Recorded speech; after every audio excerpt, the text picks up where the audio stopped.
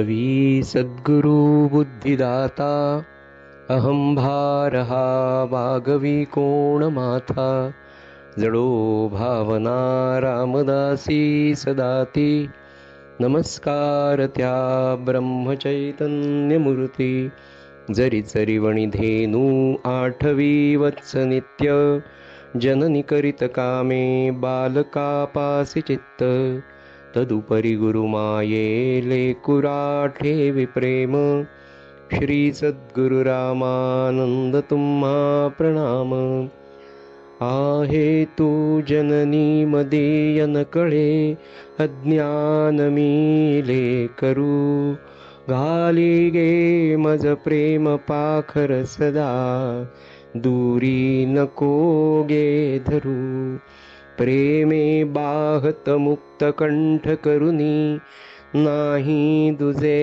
बंधन प्रल्हादा गुरुराज यानित तुम्हा माझे असो वंदन अधिष्ठान जेते प्रतिष्ठान देखा तिथे जन्मला तो गुणातीत एका तयाचे निनामे चुके जन्म वेथा नमस्कार माझा गुरु एकनाथा श्रीराम समर्थ 20व्या चातुर्मासाच्या 152 पैकी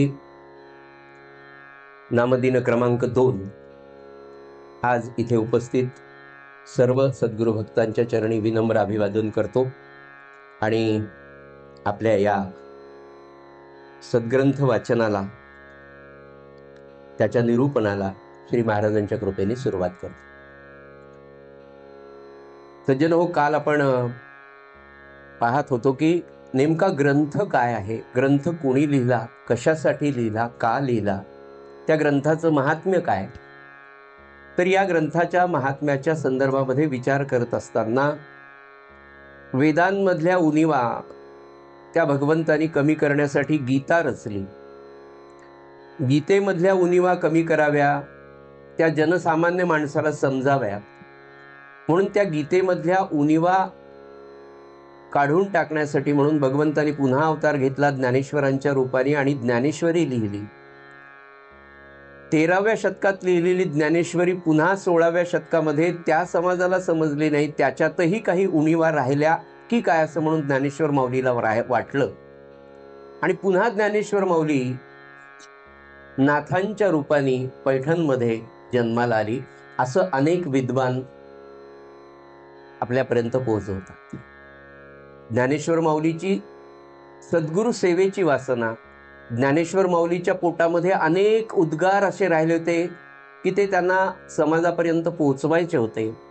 ते त्या जन्मामध्ये अल्पायुष्यामुळे ज्ञानेश्वर माऊलींना पोहोचवता आले नाही आणि म्हणून ज्ञानेश्वर माऊलीची ती वासना राहिली. 2 वासना राहिल्या की सद्भक्तांना, सज्जनांना, सामान्य माणसाला भगवंताचं ते वेदाचं ज्ञान, गीतेचं ज्ञान समजून सांगण्यासाठी म्हणून ज्ञानेश्वर माऊली आली. पण ती 20 वर्ष 21 वर्ष जगली. म्हणून पुन्हा वासनेसाठी, सदवासनेसाठी त्यांचा जन्म नाथांच्या रूपाने झाला. आणि सज्जन हो, या ग्रंथाचं महात्म्य आपण तर काल पाहिलंच, पण संत तुकाराम महाराजांच्या जीवनचरित्रामध्ये ते चरित्र वाचत असताना, त्याचा अभ्यास करत असताना असं लक्षात आलं की या ग्रंथाचं महात्म्य इतकं अलौकिक आहे की स्वतः जगद्गुरु तुकोबारायांनी भंडारा डोंगरावर ते नामसाधनेसाठी जात होते, आपल्या सगळ्यांना माहीत आहे. पण आपल्याला असं वाटायचं की ते फक्त तिथे नामस्मरणासाठीच गेले, असं नाही. तर जगद्गुरु तुकोबारायांनी भंडारा डोंगरावर नाथ भागवताचे 1000 पारायण केले अशी माहिती तुकोबारायांच्या चरित्रामध्ये मिळते. एवढं या ग्रंथाचं महात्म्य आहे. म्हणजे वारकरी संप्रदायामध्ये अशी एक म्हण प्रसिद्ध आहे की नाम्याचा तुक्या आणि ज्ञानाचा एक्या, अशी म्हण प्रसिद्धच आहे. की नामदेवरायाचा कोण पुत्र, तर तुकाराम महाराज, आध्यात्मिक शास्त्रदृष्ट्या बरं. आणि ज्ञानदेवांचा कोण, तर म्हणाले एकनाथ. इतकं साधर्म्य, इतकं महात्म्य वारकरी संप्रदायात त्यांचं वर्णन केलंय. त्या तुकोबरायांनी ज्या ग्रंथाचे 1000 पारायण केले, असा हा संत एकनाथांनी लिहिलेला ग्रंथ. आपण काल पाहत होतो की शुद्ध बीजाचे, आपण काल तिथे थांबलो होतो की शुद्ध बीजाचे पोटी फळे रसाळ गोमटी, असं आपण तुकोबराय जे सांगतात. एखादं साधं कार्य आपल्या प्रापंचिक जीवनात जे आपल्या दृष्टीने महत्वाचं असतं, चांगलं असतं, श्रेष्ठ असतं, ते करण्यासाठी आपल्याला किती मेहनत करावी लागते. तर एखादा संत एखाद्या कुळामध्ये जेव्हा जन्माला येतो, सज्जन हो, काय काय महात्म्य राहत असेल त्याचं, किंवा काय तपश्चर्या असेल, काय आचरण असेल. मागे आपण पाहिलेलं आहे की ज्ञानेश्वरांना विचारलं तेव्हा ते म्हणाले की 7 जन्म ज्ञानेश्वर माऊलीचं तर ते ईश्वरी अवतार होते, तरीही जेव्हा परमात्म्याला मनुष्य म्हणून जन्म घ्यावा लागतो ना, तेव्हा त्याला त्या सगळी योजना करावी लागते. म्हणजे पहिल्यांदा योजना करावी लागते, त्या अवतार कार्यात त्याचं प्रारब्ध निश्चित करावं लागतं. तर ज्ञानोबा राय म्हणाले, गेल्या 7 जन्मात मी कधीही असत्य भाषण केलं नाही, म्हणून ते ज्ञानेश्वर म्हणून जन्माला आले. आणि त्या जन्मामध्ये एवढं कार्य, म्हणजे एखाद्या देहाला, एखाद्या जीवाला, एखाद्या पिंडाला जेव्हा महत् कार्य करायचं असतं, तेव्हा परमेश्वर त्याच्या आधी त्याची सगळी योजना करतो. आपण नाही का, एखादा मुलगा स्कॉलर असेल तर तो एकदम काही स्कॉलर झालेला नसतो. आईबाप किती मेहनत घेतात, अगदी पहिल्या वर्गापासून त्याला कुठल्या LKGच्या चांगल्या स्टँडर्ड शाळेमध्ये घालायचं, आणि त्याची तशी उन्नती करत करत करत करत करत आणि मग तो कुठेतरी ऑल इंडिया रँक एम्सला मिळवतो, what ever it may be, काय असेल ते तसं होतं. तर एवढी मेहनत मी म्हटलं ना, आपल्या प्रापंचिक जीवनामध्ये आपल्याला यशस्वी होण्यासाठी 22-24 वर्ष अतिशय खडतर अशी तपसाधना केल्याशिवाय प्रापंचिक जीवनातली पोटभरू विद्या जर मिळत नसेल, तर परमार्थामध्ये एवढं कार्य करायचं असेल, असा संत जन्माला यायचा असेल, तर सज्जन हो, केवढं महत् कार्य त्या कुळामध्ये झाले. नाथांच्या जन्माविषयी, नाथांच्या जीवनचरित्राविषयी जाणून घेतल्याशिवाय आपल्याला ग्रंथाचं प्रेम निर्माण होणार नाही. आणि या ग्रंथामध्ये तत्वज्ञान सांगितलेलं आहे, ते तत्वज्ञान आपल्याला शाश्वत समाधानाचा मार्ग देणार आहे. तर सज्जन हो, तेव्हा संत एकनाथ महाराजांचं जर चरित्र पाहायचं असेल, तर नाथांचे पणजोबा जे होते ते संत भानुदास महाराज, म्हणजे साधारण 14व्या शतकामध्ये, 13व्या-14व्या शतकामध्ये महाराष्ट्रातली आजची पैठण नगरी असलेली, तिला प्रतिष्ठान नगरी असं म्हणतात. एक जर्मन तत्ववेत्ता, माफ करा, तत्ववेत्ता म्हणताना नाही, एक जर्मनीतून माणूस आला होता भारत पाहायला, आणि त्यांनी भारताचं वर्णन करत असताना आपल्याला कल्पना असेल, त्यांनी जे वर्णन केलेलं आहे त्यामध्ये त्यांनी सांगितलं की महाराष्ट्रामधलं तेरडोकी आणि प्रतिष्ठान नगरी ह्या भारतातल्या सर्वोच्च मोठ्या अशा बाजारपेठा होत्या. प्रतिष्ठान नगरीमध्ये विदेशातले लोक खरेदी करण्यासाठी होते, की जसं आज आपण न्यूयॉर्क, न्यूजर्सी, कॅलिफोर्नियाला जातो, तसं एकेकाळी आपल्याला जो इतिहास शिकवला गेलेला आहे तो फार फार चुकीचा शिकवला गेला आहे. केवळ आक्रमणांचा इतिहास आपल्याला शिकवला गेला आहे, पण याच्या आधीचा भारताचा इतिहास इतका दिव्य आणि इतका उज्ज्वल परंपरेचा आहे की जिथे आर्थिक संपन्नता होती, जिथे जगाला शिकवण्या इतकी सांस्कृतिक संपन्नता, आध्यात्मिक संपन्नता या देशामध्ये होती, अशा या प्रतिष्ठान नगरीमध्ये, या पैठणमध्ये त्या काळामध्ये भानुदास महाराज नावाचे एक सत्पुरुष होते, ज्यांचा कपड्यांचा व्यापार होता. भानुदास महाराजांचा कपड्यांचा व्यापार होता. लौकिक अर्थाने गृहस्थाश्रमी संत होता. अतिशय सत्शील, अतिशय धार्मिक, सत्वशील आणि भगवंतावर नितांत श्रद्धा, प्रेम असलेला हा संत भानुदास महाराजांचं वर्णन त्या काळामध्ये असं केलं गेलंय की त्यावेळेला कर्नाटकामध्ये कृष्णदेवरायांचं राज्य होतं. आणि हे कृष्णदेवराय, कर्नाटकातले राजे, आपल्या पंढरीच्या दर्शनाला जेव्हा आले, तेव्हा त्यांनी ते पांडुरंगाचं रूप पाहिलं. रूप पाहता लोचनी सुख झाले हो साजनी. असं जेव्हा ज्यांचं वर्णन माऊलीने केलं, त्या पांडुरंगाला कृष्णदेवराय राजाने पाहिलं. सज्जन हो, कृष्णदेवराय हा राजा सुद्धा अत्यंत धार्मिक होता. नवे नवे भारतीय राजांची परंपराच ही होती की अतिशय धर्मप्रवण असे राजे आपल्या भारतामध्ये सगळीकडेच जवळपास होते. म्हणजे आपण जर अगदी त्रेतायुगापासून जरी पाहिलं तरी रामाचा रावणारी जो होता, म्हणजे माफ करा, रामाचा शत्रू असलेला रावण सुद्धा उच्च विद्या विभूषित होता, फार मोठा महादेवाचा भक्त होता. ती परंपरा या महाराष्ट्रात नवे नवे या भारतामध्ये होती. त्या कृष्णदेवरायांनी जेव्हा पांडुरंगाला पाहिलं, त्याला ती मूर्ती, तो पांडुरंग एवढा आवडला आणि तो राजा होता. त्यांनी ती पंढरपूरची पांडुरंगाची मूर्ती काढली आणि विजयनगरला स्थापन केली. आम्ही विजयनगरला गेलो होतो, हंपीपासून जवळ आहे. आणि ते विजयनगरला इतकं सुंदर मंदिर बांधलंय. आज ती मूर्ती काढून आणली परत. ती मूर्ती ज्यांनी काढून आणली ते संत भानुदास महाराज. कारण पंढरीतली मूर्ती नेल्यानंतर पंढरीतले, महाराष्ट्रातले सगळे वारकरी इतके नाराज झाले, इतके दुःखी झाले, आणि मग जाणार कोणाकडे? तर तेव्हा एक संत होते, आणि ते संत म्हणजे पैठणचे, प्रतिष्ठानचे आपले नाथ महाराजांचे पणजोबा संत भानुदास महाराजांकडे ही सगळी वारकरी मंडळी महाराष्ट्रातली गेली. त्यांनी विनंती केली की आपला पांडुरंगच गेला, आपला आत्माच गेला, महाराष्ट्रातल्या वारकरी संप्रदायाचा आत्मा कृष्णदेवरायांनी घेऊन गेले.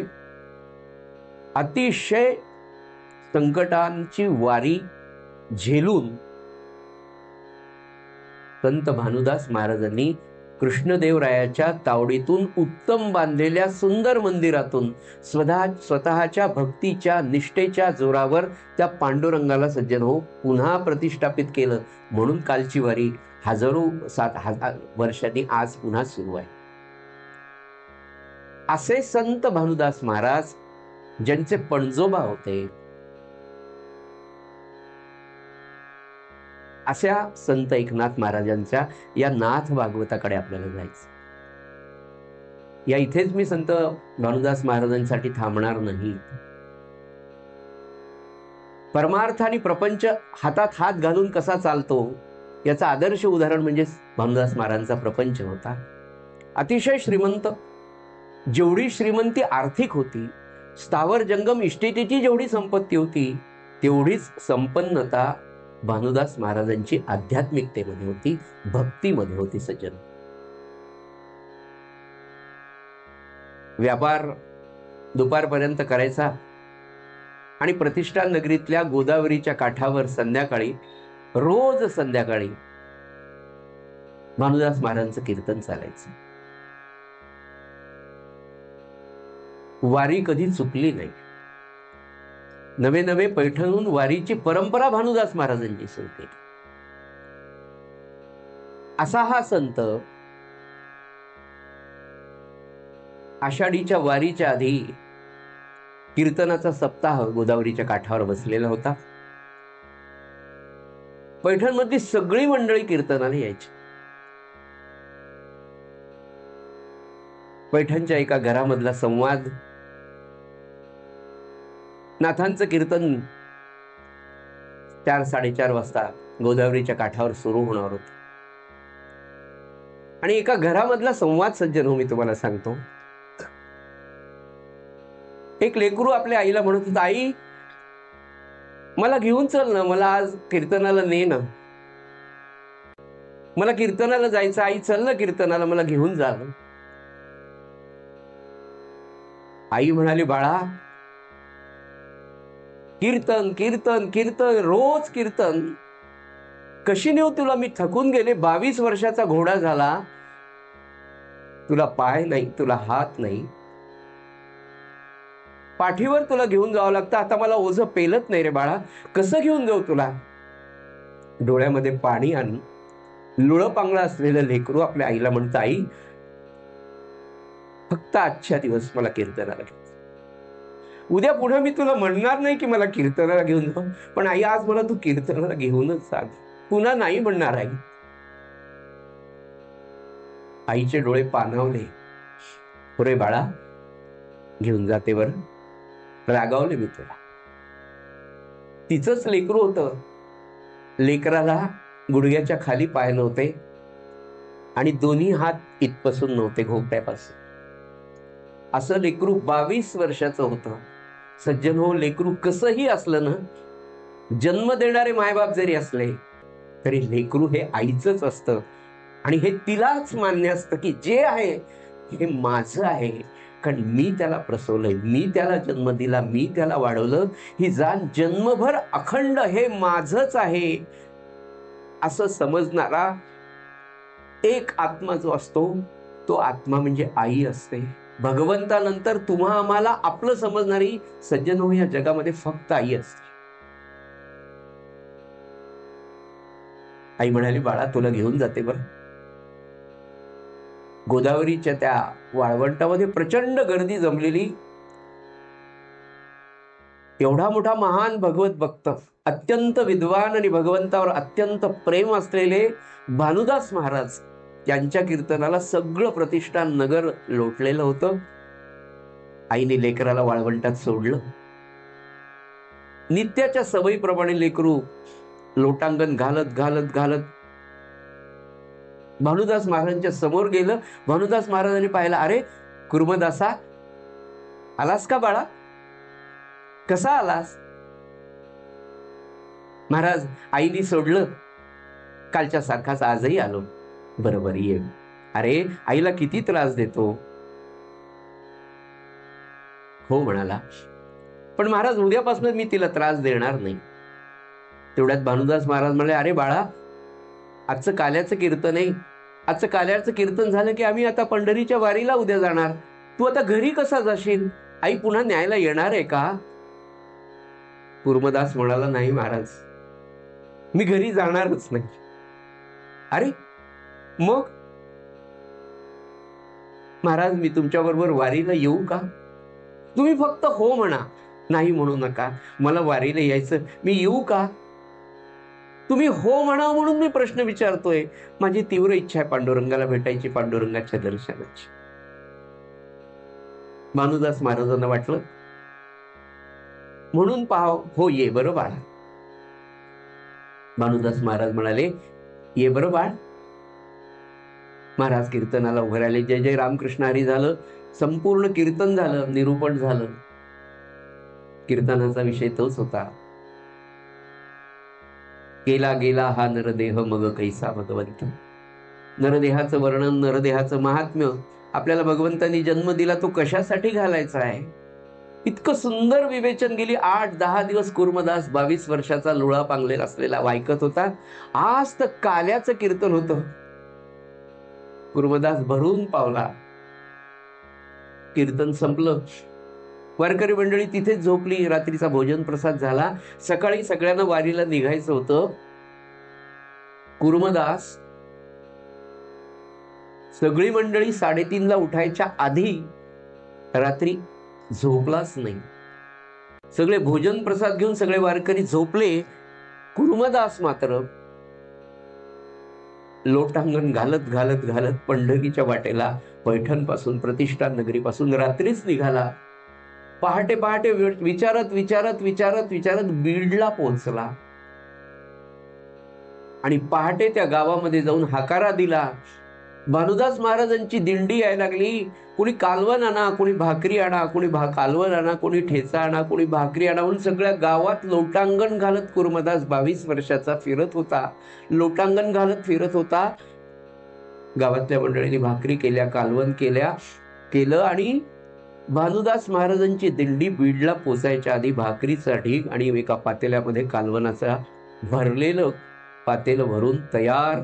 भानुदास महाराज येऊन पाहतात तर कुर्मदासांनी केलेली तयारी. बीडमध्ये सज्जनो, लुळा पांगला माणूस, वारीचं महात्म्य, भगवंताचं प्रेम किती. भानुदास म्हणाले, अरे कुर्मदास तू कसा आला? काय नम्रता असते बघा, भक्त काय असतो. महाराज तुम्ही हो म्हटले ना, त्या हो मुळे मी आलो म्हणाले. संतांच्या होकारामध्ये काय शक्ती असते. संतांचा होकार, संतांचा आशीर्वाद ही एक फार मोठी शक्ती त्या साधकाच्या, त्या भाविक जीवाच्या मागे कार्य करण्यासाठी सज्जन तयार असते. त्या शक्तीने, त्या आशीर्वादाने भानुदास महाराजांच्या कुर्मदास बीडला पोचला. सगळ्यांची जेवणं झाली, संध्याकाळचा हरिपाठ झाला, संध्याकाळचं कीर्तन झालं, पुन्हा संध्याकाळी मंडळी झोपली. कुर्मदासानी एक सुद्धा घास खाल्ला नव्हता, पाणी सुद्धा प्याला नाही. पुन्हा रात्री बीडवरून निघाला. येरमाळा, बार्शी, प्रत्येक ठिकाणी जावं, गावात जावं, सांगावं, हाकारा द्यावा. भानुदास महाराजांची दिंडी येते, कालवण आणा, भाकरी आणा, ठेचा आणा, लोणचं आणा. गावातल्या लोकांनी ते गोळा करावं. भानुदास महाराजांची दिंडी गावात जावी, सगळ्यांचा प्रसाद व्हावा, हरिपाठ व्हावा, रात्री कीर्तन व्हावं, सगळ्या मंडळींनी झोपावं. कुर्मदासांनी झोपू नये.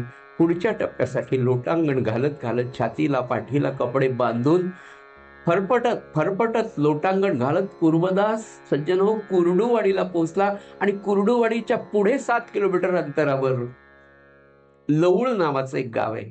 त्या लवळ गावाला कुर्मदास पोहोचला. पुन्हा हाकारा दिला, पुन्हा भोजन प्रसादाची तयारी झाली. आता एकच शेवटचा मुक्काम जो होणार होता तो पंढरीला होणार होता. लवळ गावापासूनचा शेवटचा मुक्काम वारीचा पंढरीत वाखारीलाच होणार होता. तिथे गेलं की पांडुरंगाचं दर्शन होणार होतं. कुर्मदास तिथपर्यंत पोहोचलेला होता. ज्याला पाय नाही, ज्याला हात नाही, पण ज्याचा मनाचा संकल्प होता की नाही मला पंढरीची वारी करायची. लवळला कुर्मदास पोहोचला. भानुदास महाराज दिंडीला घेऊन आले. पण कुर्मदासाची तब्येत मात्र आता फार बिघडलेली होती. प्रतिष्ठान नगरीपासून तर कुर्डुवाडीच्या पुढे 7 किलोमीटर असलेल्या लवळला येईपर्यंत कितीही कपडे अंगाला बांधलेले असले तरी ते सगळे फाटले होते. फरफटून सगळं शरीर सोलून निघालेलं होतं. थकलेला होता. ग्लानी येऊन अर्धमेल्या अवस्थेमध्ये कुर्मदास पडला. भानुदास महाराज जवळ आले, म्हणाले कुर्मदासा. कुर्मदासानी आपलं शरीर दाखवलं. सगळं छाती गळ्यापासून तर पाठी याच्या पोटापर्यंत सगळा भाग खरकटून निघालेला होता, सोलून निघालेला होता, जखमा झालेल्या होत्या, त्याच्यामध्ये खडे रुतलेले होते. कुर्मदासा, अरे आता पुढचा मुक्काम पंढरीचा आहे, असा धीर सोडू नकोस. कुर्मदास म्हणाला, महाराज तेवढं पुण्य माझं नाही, थकलो मी, नाही येऊ शकत. पण महाराज माझी एक विनंती आहे. उद्या तुम्ही मुक्कामाला पंढरीला जाणार आहेत, पंढरीचं दर्शन तुमचं होणार आहे. माझा एक निरोप फक्त पांडुरंगाला सांगा आणि 2 वेळा नमस्कार करा, एक तुमचा आणि एक माझा. माझा नमस्कार सांगा. नमस्कार करून पांडुरंगाला सांगा की पांडुरंगा, तुझ्या कुर्मदासाचं पुण्य थोडं कमी पडलं म्हणून तो लवळपर्यंत आला. या जन्मात तो पंढरीला नाही पोहोचू शकत, पण पंढरीच्या अलीकडे मी येऊन शेवटच्या मुक्कामाला थांबलोय. तुमच्या कृपेने तेवढा निरोप फक्त पांडुरंगाला द्या. मी भरून पावलोय. तुमच्या होने मी इथपर्यंत आलो. तुमची कीर्तनं ऐकली, त्याचं चिंतन मनन मला जसं घडलं तसं मी केलं. भानुदास महाराज म्हणतात, बाळा एवढी अवस्था खराब कशी झाली नाही? खाल्ला पिल्लं नाही काही? कुर्मदास म्हणाला, महाराज निघाल्यापासून काही खाल्लं नाही. घरी आई होती, ती मलमूत्र करत होती, रस्त्याने माझं कोण करणार, म्हणून मी काहीच खाल्लं नाही. असा कुर्मदास लवळपर्यंत पोहोचला. वारीला पुढे जाणं गरजेचं होतं. भानुदास महाराजांना पुढे जाणं गरजेचं होतं. 2 वारकरी त्यांच्या जवळ ठेवले आणि भानुदास महाराज वारीसह पंढरीला गेले. पंढरीच्या समोर गेल्यानंतर अखंड चिंतन भानुदास महाराजांचं हे कुर्मदासाचं होतं, त्या भक्ताचं होतं. पांडुरंगाच्या समोर संत भानुदास महाराजांसारखा संत जेव्हा जातो तेव्हा पांडुरंगाचं त्यांची जेव्हा दृष्टी भेट झाली, सगळा वृत्तांत नुसत्या नेत्रांनी भानुदास महाराजांनी पांडुरंगाला सांगितला. नवे त्या परब्रह्माला काही सांगायची गरज होती का सज्जन? त्या क्षणी पांडुरंग रुक्मिणीला म्हणाले, रुक्मिणी वारीचं तू पहा, मी कुर्मदासाकडे चाललोय, वारीसाठी लाखो भाविक येतील, मला इथे थांबणं शक्य नाही. आणि ते सावळं परब्रह्म सज्जन हो पंढरपूरवरून निघालं आणि कुर्मदासाच्या भेटीसाठी साक्षात परब्रह्म पांडुरंग तो महाभगवान विष्णू लवळला आला. कुर्मदास अत्यवस्थ झाला होता, अर्धशुद्धीमध्ये होता, त्याचे डोळे सुद्धा उघडत नव्हते. इतक्या दिवसापासून अन्न पाण्याचा त्याग, फक्त आणि फक्त एकच भगवंताचं चिंतन त्याचं सुरू होतं. भगवंत जवळ आले, आल्या आल्या ते कुर्मदासाला आवाज देतात, कुर्मदासा मी आलोय, तुझा विठ्ठल, तुझा पांडुरंग, तुझं परब्रह्म आलंय. हळूच डोळे कुर्मदासानी उघडले. पाहून फरफटत तिकडे निघणाऱ्याच्या तयारीच्या आधी पांडुरंगाने 4 पावलं पुढे गेले. पांडुरंगाने कुर्मदासाला मांडीवर घेतलं, त्याच्या डोक्यावरून पाठीवरून हात फिरवला. कुर्मदासा मी आलोय, काय पाहिजे तुला? कुर्मदास म्हणाला, जे पाहिजे भगवंता ते त्याचं सगुण रूपाचं दर्शन झालंय, आता तुझ्या चरणी विसावा पाहिजे. भगवंताकडे पाहत पाहत भगवंताने कुर्मदासाच्या कपाळावरून डोक्यावरून हात फिरवतायत. तो भगवंताला डोळे भरून पाहता पाहता भगवंताचं नाम घेत त्या लवळला कुर्मदासानी आपले प्राण भगवंताकडे पाहत सोडले. सज्जन हो, हा अंतकाळ साधण्यासाठी जो संत होता तो संत भानुदास महाराज. अशा भानुदास महाराजांच्या कुळामध्ये संत एकनाथ महाराजांचा जन्म होतो. भानुदास महाराजांचे चिरंजीव चक्रधर, चक्रधरांचे चिरंजीव सूर्यनारायण महाराज. सूर्यनारायण महाराजांची पत्नी रुक्मिणी.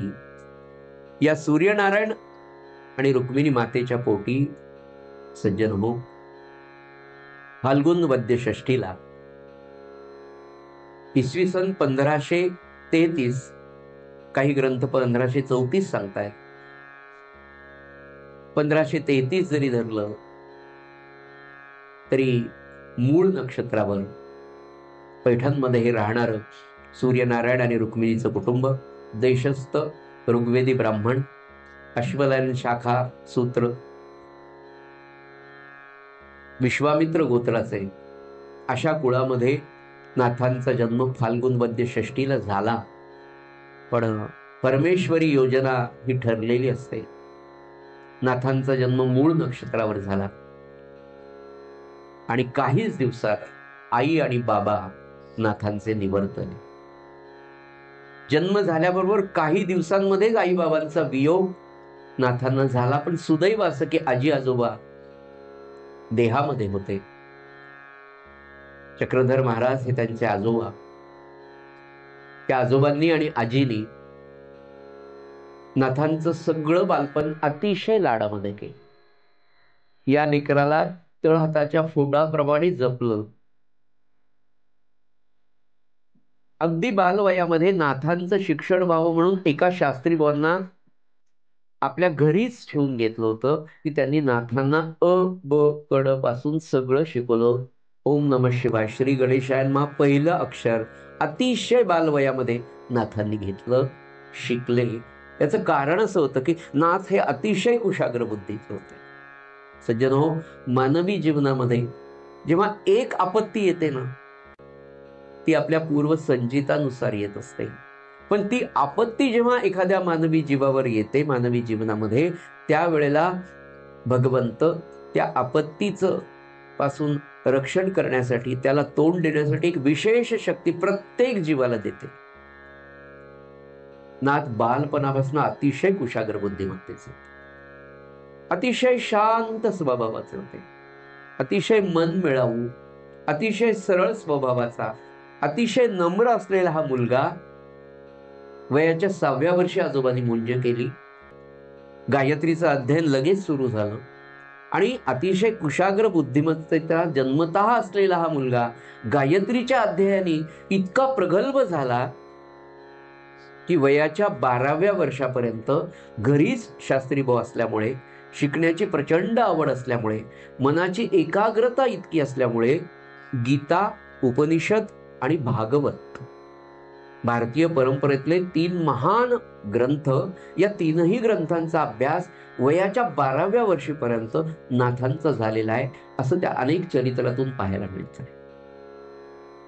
सज्जनो, मी तुम्हाला काय सांगू, आई बापाविना हे पोर होतं तर जन्मतःच त्याला ती जाणीव होती की अरे, आजी आजोबांकडे आपला प्रतिपाळ होतोय, आजी आजोबांना त्रास होणे म्हणून स्वतः समजुतीने इतकं वागायचं की हे बालपणापासून सगळ्यांना आवडणारं असं लेकरू त्या प्रतिष्ठा नगरीत वाढत होतं.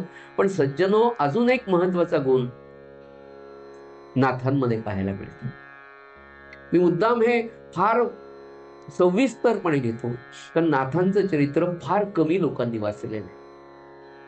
मूलतःच मला तर असं वाटतं की आपण ज्या परंपरेत असतो त्या परंपरेतल्या किंबहुना आपल्या सद्गुरूंचंच पूर्ण चरित्र बऱ्यापैकी आपल्याला माहीत नसतं.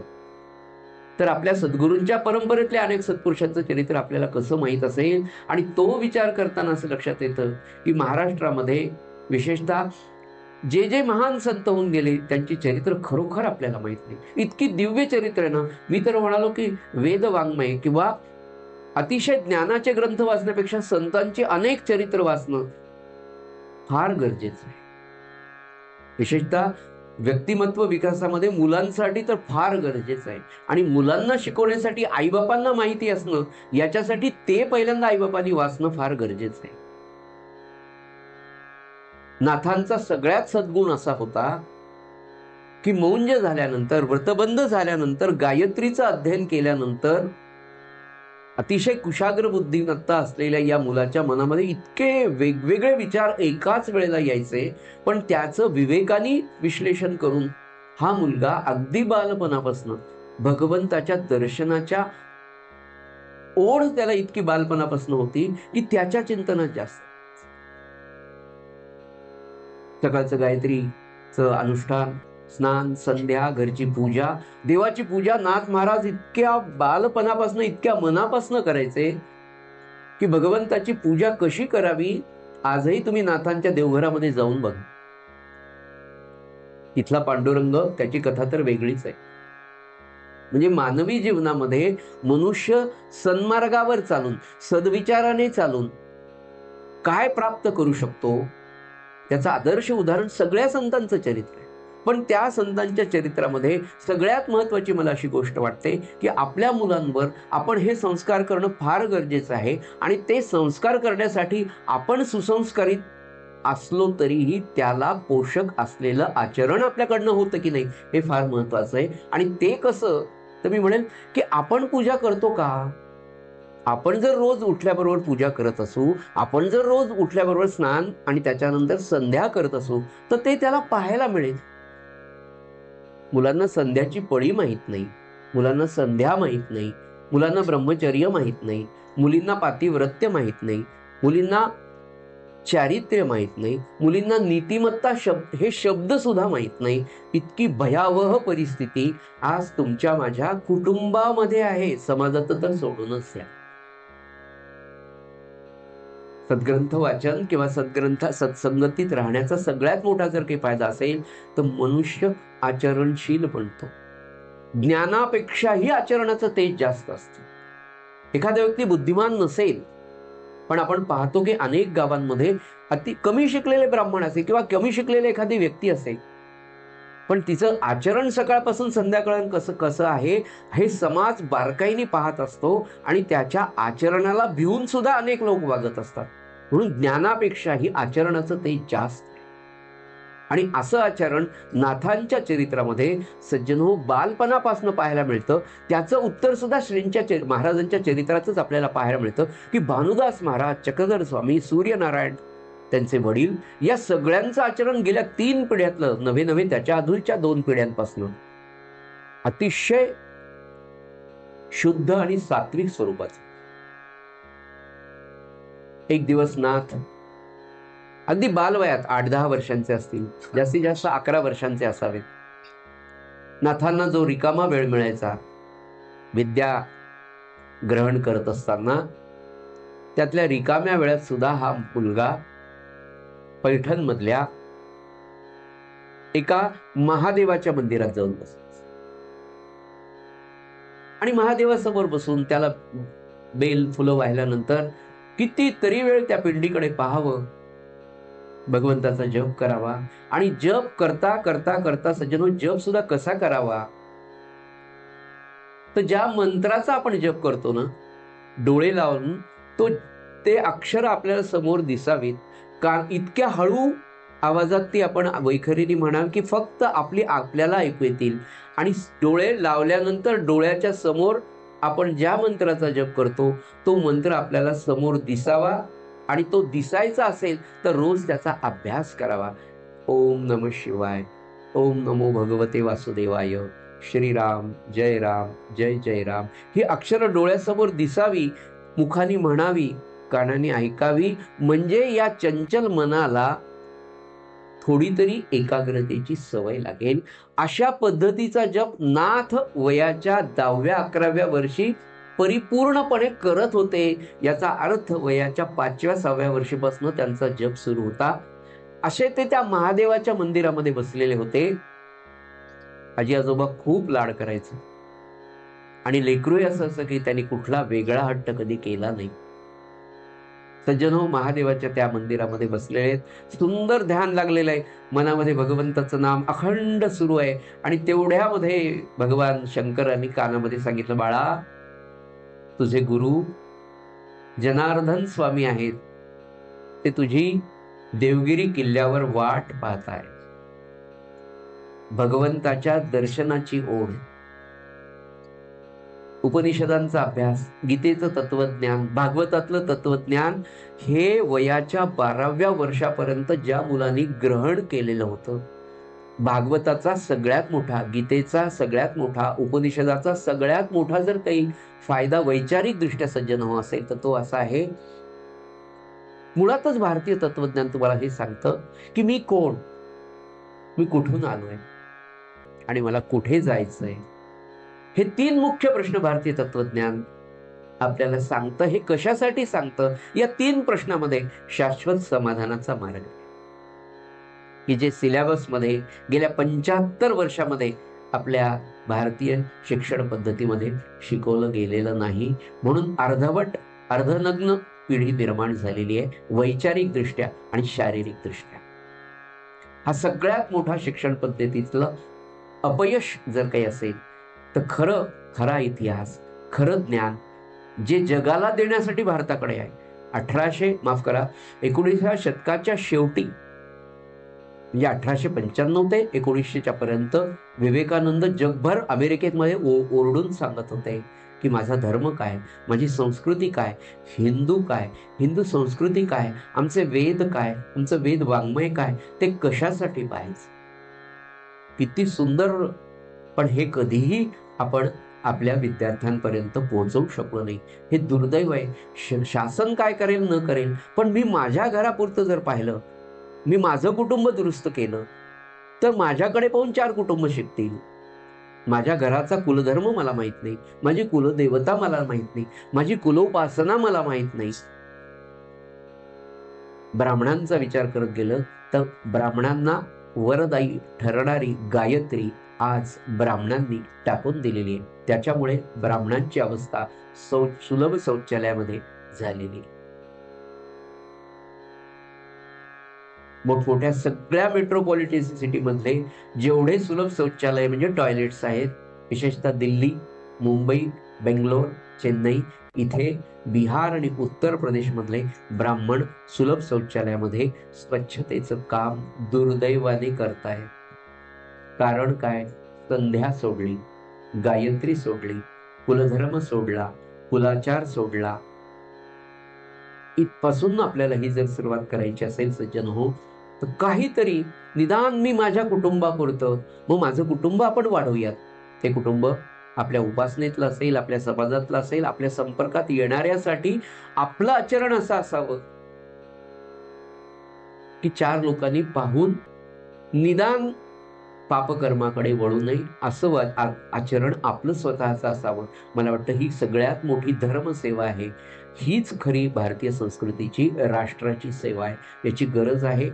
आणि त्या पद्धतीने आता शिक्षण पद्धती सुद्धा बदलते आहे. नवीन चांगला इतिहास मुलांपर्यंत पोहोचवण्याचं कार्य नवीन शासन करत आहे. तेही काम राष्ट्रकार्य आहे, जे आपल्याला 2024ला मतदानाच्या यादी करायचं आहे. तो विषय जरी नसला तरी ते आद्य कर्तव्य आहे. आनंद वनभुवनीमध्ये समर्थ म्हणाले होते, जेव्हा छत्रपतींचा अभिषेक झाला, राज्याभिषेक झाला शिवरायांचा, तेव्हा समर्थांनी आनंद वनभुवनी काव्य केलेलं आहे. त्याच्या समर्थ म्हणाले, औरंग्याचं राज्य गेलं, आता संध्येसाठी पाणी उपलब्ध झालंय. आता धर्माचरणाची वाट मोकळी झाली आहे. आता हिंदूंच्या स्त्रियांची अब्रू वाचणार आहे.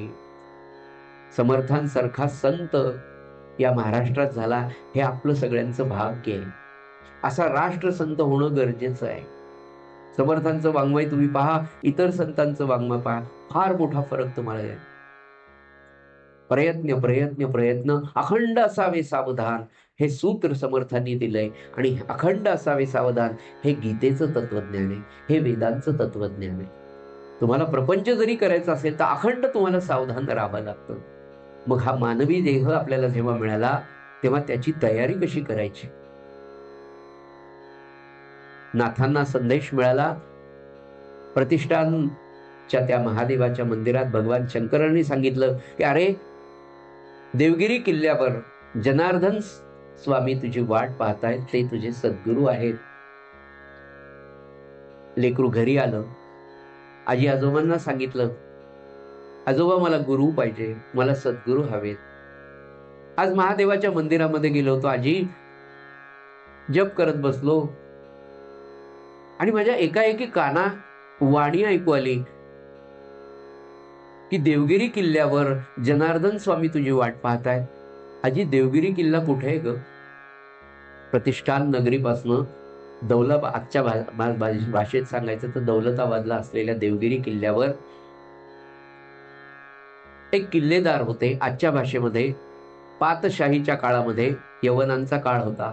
एका पातशहाकडे एका किल्ल्याचे प्रमुख म्हणून, किल्लेदार म्हणून, CEO म्हणून त्या किल्ल्याचे जनार्दन स्वामी, मुळातले हे 40 गावचे देशपांडे.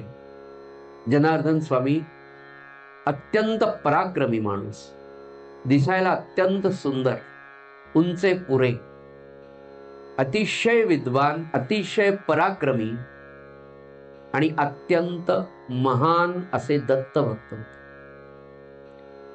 आणि अत्यंत महत्वाची गोष्ट जनार्दन स्वामींच्या आयुष्यातली, की हा माणूस काय तपश्चर्या किंवा काय साधन करतो हे त्यांच्या पत्नीला सुद्धा माहित नव्हतं.